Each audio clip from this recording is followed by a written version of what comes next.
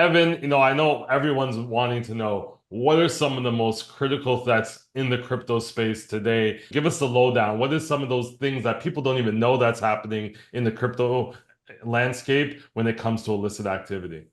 Sure. I mean, again, I think if we tie this back to money laundering, I think what's remarkable is the amount of activity that's taking place and the fact that it is sort of taking place out in the open where it can be tracked. You don't have to know a lot about crypto to know that Telegram is sort of the primary area in which aficionados of crypto, regardless if they're illicit or licit, that's where everyone's talking. But we're now seeing sort of a democratization of this, where even folks that are in China, who can avail themselves of WeChat and QQ, they're all piling onto Telegram. And the channels that they're joining, it's remarkable because these channels are labeled crypto money laundering, right? They are labeled that in Mandarin. They are labeled that in English. They are labeled that in Russian. Some of this activity is somewhat camouflaged. It's I'm buying or selling USDT. USDT is obviously the main kind of sort of currency for what these folks are doing. So some of it's just, oh, I'm buying or selling USDT, face-to-face transactions only, which is a little bit odd. Like, why would someone be needing to sell or buy like $10 million worth of USDT and has to do it face to face? It's a little bit weird. And some of it is just, explicit. Like, I am laundering money.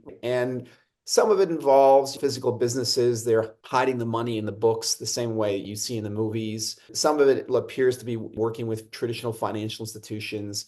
It is very regionalized. I think one of the problems with cybersecurity is that there are these kind of mantras. And when people think about like hackers or whatnot, I think there is a tendency to think about Russians. And there is definitely an active sort of market in Russia and the former Soviet Union for this kind of activity. But there are other markets out there geographically that I think people miss. There's a huge crypto money laundering market in the Arabian Peninsula, particularly in the Arabian Gulf region, Dubai, Qatar, Saudi Arabia. A lot of it is locally based because, again, they're looking to do face-to-face transactions. Some of it has deep connections back into India, where we see another market for this stuff. They are tied into regional banks. It's not just general, like they are tied into specific regional banks that they are connected to and they're doing business with.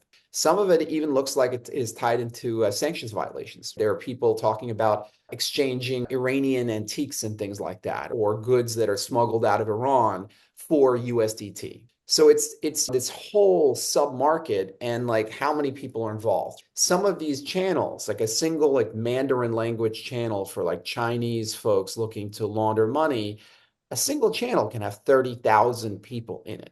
And there are hundreds of these channels. Now, again, in some of these places, it's sort of obvious why. China, look, there are currency controls. It's very difficult to get money out of the country.